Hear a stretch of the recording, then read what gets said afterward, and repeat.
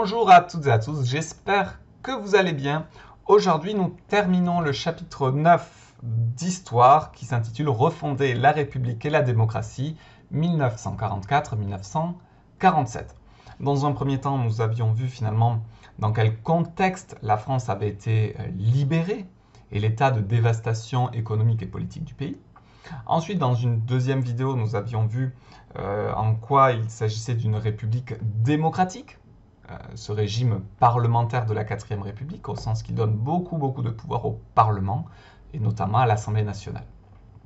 Eh bien aujourd'hui, nous allons voir en quoi il s'agit d'une république sociale.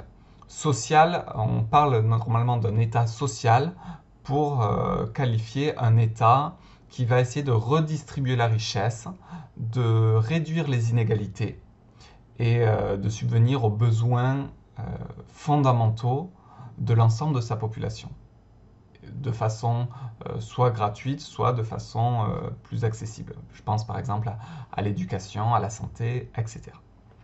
Donc, il y a deux grosses choses à voir uniquement dans cette partie. La première chose, c'est que pour fonder cette république sociale, l'État va pratiquer des nationalisations. Les nationalisations, c'est très simple. C'est l'État qui décide du jour au lendemain, cette entreprise, maintenant elle n'appartient plus à une personne ou elle n'appartient plus à des actionnaires qui possèdent des actions en bourse de cette entreprise. Cette entreprise, elle appartient à la nation, d'où l'idée de nationalisation. C'est pour l'État le fait de récupérer une entreprise.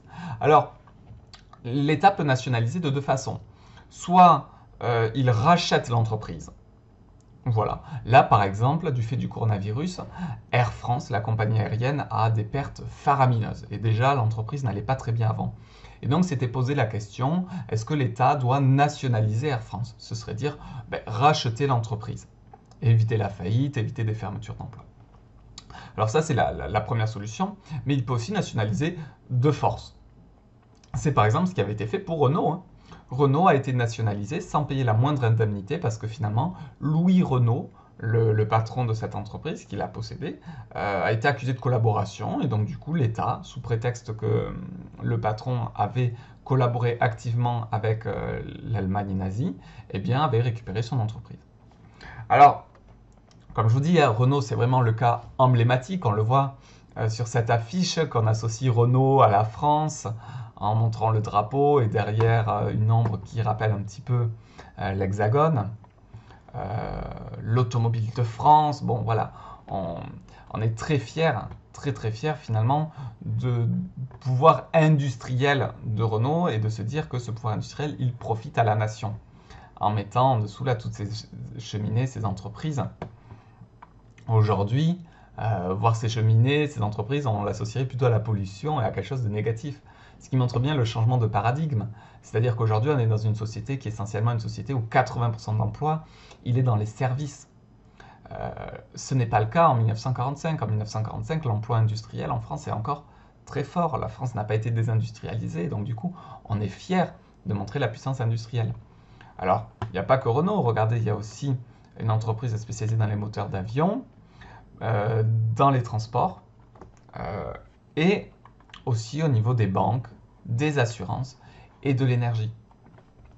L'idée des nationalisations aussi, c'est d'éviter que par exemple une entreprise privée qui soit en monopole sur un bien essentiel, comme par exemple l'électricité, eh bien si elle a un monopole, c'est la seule qui est présente sur le marché, donc elle peut fixer les prix qu'elle veut. Et donc du coup, en nationalisant, l'État se dit qu'il va pouvoir contrôler les prix pratiqués par ces entreprises qui vont lui appartenir, et donc du coup aussi protéger le français moyen. Ou pour les transports, prenons l'exemple des chemins de fer, si une entreprise est privatisée, eh bien peut-être qu'elle va investir uniquement dans les lignes qui lui rapportent beaucoup d'argent. Et s'il y a un chemin de fer qui est très peu pratiqué, eh bien elle va l'abandonner. Le problème, c'est que l'État français, il veut que toute personne puisse se déplacer dans l'ensemble du territoire et pas uniquement sur les axes les plus rentables. Donc du coup, on a finalement cette idée que la privatisation va chercher son intérêt propre, alors qu'à travers la nationalisation, si elle est bien menée, l'État peut essayer finalement de favoriser l'intérêt général. C'est en ce sens-là que finalement on peut lier les nationalisations à l'aspect social. C'est-à-dire garantir, par exemple, un tarif de base pour l'électricité ou ce genre de choses. Donc voilà, l'État nationalise entre 1944 et 1945 un grand nombre d'entreprises qui travaillent dans des secteurs clés comme l'énergie, les transports, les banques ou les assurances. Et du coup, ces entreprises deviennent la propriété de l'État. Alors encore aujourd'hui, on peut dire que depuis les années 90, l'État a au contraire privatisé énormément d'entreprises, il les a revendues. L'idée, c'est que du coup, l'État français n'a pas 100% d'une entreprise, parce que quand vous la nationalisez, vous possédez 100%, mais parfois, par contre, il a revendu qu'une partie de l'ensemble de l'entreprise qu'il possédait. Et du coup, il est resté un actionnaire. C'est-à-dire que, par exemple, je ne sais pas, si l'entreprise EDF vaut 50 milliards, eh bien l'État en a revendu 31 milliards et il en a gardé 29 milliards pour lui, de manière à pouvoir peser quand même sur les décisions prises par cette entreprise. Si demain cette entreprise dit ben moi je vais licencier, eh bien l'État peut faire du chantage, menacer en tant que principal actionnaire de revendre ses actions et donc du coup voilà, avoir une influence sur cette entreprise. Et vous voyez, hein, finalement ça reste un petit peu les mêmes secteurs d'activité que l'on retrouvait déjà en 1945. EDF, Engie, là on est dans l'énergie. Air France, Airbus, Safran, Thales, Renault, là on est dans des constructeurs automobiles, dans le domaine des transports. Là, Orange, bon, on est dans les télécommunications. Bon, bref, en tout cas, comme on le voit, aujourd'hui, l'État a quand même privatisé énormément d'entreprises, mais il reste un actionnaire important dans certaines entreprises clés, notamment EDF, Airbus, etc. Parce que là, c'est quand même en millions d'euros, hein, donc l'État il possède pour près de 30 milliards d'euros chez EDF. Ce n'est pas rien. Alors la deuxième partie de ce cours, c'est que finalement, cette 4ème République, elle se veut un État-providence. Alors ça, c'est un mot que vous avez probablement jamais vu. La providence, c'est un petit peu le destin, le karma. Voilà, je sais pas, par exemple, vous avez envie de vous acheter un nouveau jeu vidéo ou un vélo, et là, à ce moment-là, on vous offre un chèque de 200 € pour votre anniversaire, et bien vous allez dire, ah, c'est la providence, c'était le destin, ça arrive à bon moment. Ça, c'est la façon dont on utilise le mot providence dans le langage courant. Maintenant, quand en histoire, on parle d'un État-providence, en fait, c'est un État qui subvient aux besoins élémentaires de sa population. C'est un État qui part du principe que pour éduquer vos enfants, pour vous soigner, pour votre retraite, etc., eh bien c'est lui qui s'occupera de vous fournir le minimum. Donc souvent on associe l'État-providence à l'État social, l'État qui va aider le plus faible. Et on l'oppose à ce niveau-là à l'État libéral, ou parfois même on l'appelle l'État gendarme, dans le sens où il s'occupe juste du maintien de l'ordre et de la sécurité, et après les inégalités, ben, c'est l'affaire des citoyens, et c'est eux qui se le règlent un peu comme ils peuvent. Donc la 4ème République, elle se veut un État-providence, donc un État qui subvient aux besoins élémentaires de la population, notamment avec la création de la sécurité sociale. Là, vous avez deux affiches de la sécurité sociale qui est créée en 1945. Fermons les portes à la misère. Alors, on va voir qu'est-ce qu'elle fait, la sécurité sociale, concrètement pour lutter contre la misère. Et la fiche de gauche, très intéressante, hein, où on a une personne qui a une transfusion vers une autre personne qui semble blessée, là, où il y a écrit « tous solidaires, tous bénéficiaires ». C'est assez intéressant. Alors, pourquoi tous solidaires? Mais la solidarité, c'est le fait de financer quelque chose qui peut-être ne va pas vous servir à vous. Financer quelque chose pour le bien public. Ben oui, cet État-providence, quand je vous le présente comme ça, un État qui réduit les inégalités, un État qui subvient aux besoins alimentaires de la population, vous allez tous penser, mais c'est génial, on veut un État-providence. Oui, mais cet État-providence, l'argent, il faut bien qu'il le trouve quelque part. Donc généralement, l'avantage de l'État-providence, c'est qu'il fournit énormément de prestations à ses citoyens. Les écoles seront gratuites, les hôpitaux aussi, etc. Et dans une certaine mesure, on peut dire que la France, encore aujourd'hui, reste un peu un État-providence. Mais l'inconvénient, c'est que pour financer tout ça, eh bien, il faut des impôts. Des impôts sur les personnes, sur les entreprises. Il faut bien que l'État trouve l'argent quelque part. Alors que l'inverse, par exemple, l'État libéral ou l'État gendarme, on pourrait dire que c'est les États-Unis. Aux États-Unis, les universités sont payantes, c'est très très cher, le système de santé est payant. Donc du coup, si vous êtes pauvre, eh bien, vous n'aurez pas les mêmes chances d'accès aux infrastructures de santé ou d'éducation. Mais l'avantage, c'est que par contre, les impôts, ils sont beaucoup plus faibles. Parce que comme l'État finance beaucoup moins de choses, eh bien, il demande moins d'argent à ses citoyens. Donc c'est à vous de choisir finalement, est-ce que vous voulez que l'État vous offre beaucoup de prestations, auquel cas il faudra payer beaucoup d'impôts, ou est-ce que vous ne voulez pas que l'État s'occupe de ça, et auquel cas vous ne payerez pas beaucoup d'impôts. Mais en gros, on ne peut pas dire je veux que l'éducation soit gratuite, que la santé soit gratuite, que les transports soient gratuits, que tout soit gratuit, mais en même temps, je ne veux pas payer d'impôts.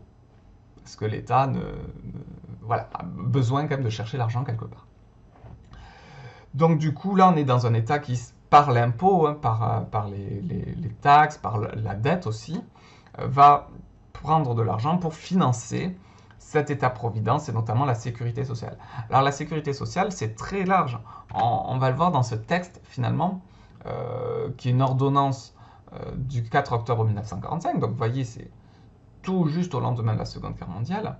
Et on va lire l'article 1er qui fixe un petit peu, finalement, les objectifs de cette sécurité sociale, que l'on appelle parfois familièrement la Sécu. Alors, il a institué une organisation de la sécurité sociale destinée à garantir les travailleurs et leurs familles contre les risques de toute nature susceptibles de réduire ou de supprimer leur capacité de gain, à gagner de l'argent, à couvrir les charges de maternité et les charges de famille qu'ils supportent. L'organisation de la sécurité sociale assure dès à présent le service des prestations prévues par les législations concernant les assurances sociales, l'allocation aux vieux travailleurs salariés, les accidents du travail et maladies professionnelles, et les allocations familiales et de salaire uniques aux catégories de travailleurs protégés par chacune de ces législations dans le cadre des prescriptions fixées par celles-ci sous réserve. Donc là, il y a beaucoup de choses. C'est-à-dire que l'allocation aux vieux travailleurs salariés, eh bien, la sécurité sociale va financer par exemple les retraites. Contre les risques de toute nature susceptibles de réduire ou supprimer leur capacité de gain, ça c'est les accidents du travail. C'est-à-dire, si dans votre travail, vous avez un accident qui vous empêche de faire votre travail, ben jusque-là, dommage pour vous. Soit vos collègues se cotisent, soit vous faites partie d'un syndicat qui va vous aider, mais il n'y a rien de systématique, d'obligatoire. Là, à partir de 1945, vous avez un accident du travail, et donc du coup, si vous ne pouvez plus continuer votre travail pour une période courte ou définitive, eh bien votre salaire va continuer à vous être versé, mais par la sécurité sociale. Donc les accidents du travail, les retraites, l'assurance maladie du coup, et aussi les allocations familiales. Les allocations familiales, c'est-à-dire de l'argent que l'État va vous donner pour que vous puissiez vous occuper de vos enfants. Et donc ça augmente suivant le nombre d'enfants que vous avez. En France, par exemple, ça existe toujours, les allocations familiales.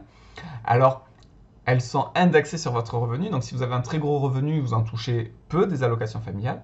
Et par contre, si vous avez peu de revenus, là, vous allez toucher beaucoup d'allocations familiales. Il faut savoir qu'elles sont assez faibles pour le premier et le deuxième enfant, mais à partir du troisième enfant, les allocations familiales sont quand même très importantes. Enfin, très importantes. De l'ordre de 300 ou 400 euros par mois. Ça vous intéresse? Ah, ça vous intéresse de savoir si vos parents ils vous ont fait pour avoir de l'argent, hein, c'est ça. Hein. Bon, ben écoutez, je propose qu'on fasse un petit hors-sujet pour voir comment fonctionnent les allocations familiales, parce que de toute façon, le chapitre là, il est terminé et on a encore un petit peu de temps. Alors justement, ça va être intéressant. Qu'est-ce qu'il en reste dans l'exemple des allocations familiales aujourd'hui? Alors, je suis allé sur le site de la CAF, Caisse des allocations familiales, et voici ce qu'ils nous disent. Alors déjà, il y a 3 tranches, suivant que le couple parental gagne moins de 70 000 euros par an. Donc 70 000 euros par an, vous faites 70 divisé par 2, déjà ça fait 35 000 euros par an, divisé par 12, c'est-à-dire il faudrait que les parents aient un salaire inférieur à 3 000 euros par mois. Ouais, moi je suis tranche 1 du coup, carrément là. De loin. Oh, ça me déprime. Oh là là là là. Ah mais c'est énorme en fait. Là c'est le choc. C'est-à-dire le moment où Champère-Evin réalise qu'il fait partie des pauvres. Divisé par 2, divisé par 12.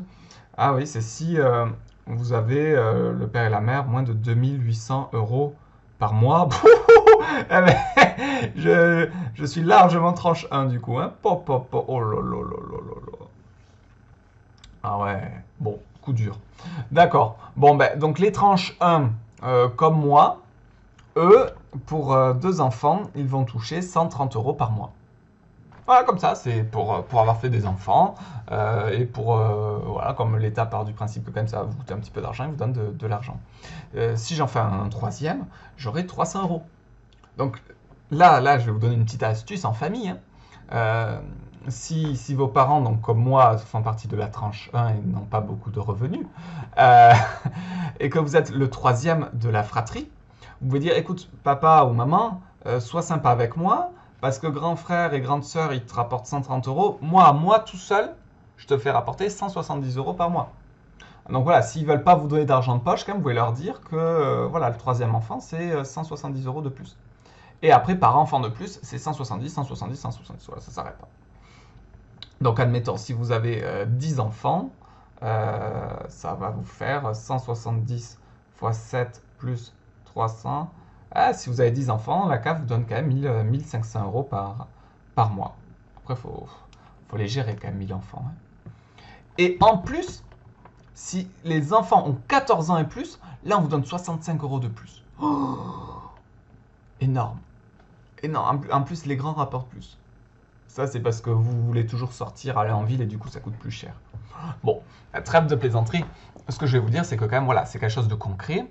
Ça dépend des tranches de revenus et donc les revenus les plus hauts touchent quand même quelque chose, mais ils touchent un quart de ce que touchent les plus pauvres. Hein. Mais bon, les plus pauvres, ça reste quand même assez ouvert parce qu'on est sur de l'ordre de 2800 € par mois pour le père et pour la mère. Bon, moi, en tant que professeur, ça me semble beaucoup. Peut-être que pour vos parents, ça semble peu. À ce moment-là, je peux vous envoyer mon RIB et puis on s'arrange. Hein. Mais voilà. Donc, ça, c'est assez intéressant, finalement, de faire ce lien entre les allocations familiales qui voient le jour en 1945 et ce qu'il en reste encore aujourd'hui. Donc, pour résumer cette partie, on peut dire que la 4ème République, elle se veut sociale, c'est-à-dire qu'elle œuvre à réduire les inégalités et à assurer à tous un minimum, ce qu'on appelle l'État-providence. Elle nationalise un grand nombre d'entreprises travaillant dans des secteurs clés, comme les transports, l'énergie, les banques. Et enfin, la sécurité sociale, qui est créée en 1945, concerne l'ensemble de la population à tout âge de la vie, puisqu'elle touche les enfants, elle touche les parents ou les femmes pendant leur congé maternité, pendant les accidents du travail, l'assurance maladie, et même jusqu'à la retraite. Donc finalement, de la naissance à la mort, que vous soyez faible ou fort revenu, eh bien, vous êtes quand même tous concernés par la sécurité sociale. Maintenant, pour résumer l'ensemble de ce chapitre, du chapitre 9, on peut dire qu'à la Libération, la France, elle est dévastée. Elle est dévastée autant sur le plan économique, hein, du fait des bombardements, que sur le plan politique. Elle est humiliée par cette collaboration faite par le régime de Vichy avec l'Allemagne nazie, et donc il faut chercher un nouveau modèle politique et reconstruire en quelque sorte l'honneur de la France. Et aussi essayer de faire travailler ensemble ces groupes politiques très divers qui ont œuvré dans la résistance. Je pense aux communistes, par exemple, ou aux gaullistes, qui sont politiquement très opposés, mais qui ont œuvré dans un même but, qui était la libération. Ensuite, on peut dire qu'elle crée un système politique qui est représentatif. Donc chaque parti a un poids significatif à l'Assemblée nationale, mais du coup instable parce que les gouvernements ont une durée de vie très courte. C'est ce qui caractérise la 4ème République. Enfin, elle crée un système économique social à travers les nationalisations et la création de la sécurité sociale, comme nous venons de le voir. Donc la semaine prochaine, dans le chapitre 10, nous étudierons finalement dans quel contexte la 5e République a vu le jour. Vous voyez que le défaut de la quatrième, cette instabilité, et comment finalement un régime instable peut-il faire face à une crise semblable à une guerre civile, telle que la guerre d'Algérie. Tadadadam! Sur ce suspense, je vous laisse et je vous dis à très bientôt pour une nouvelle vidéo.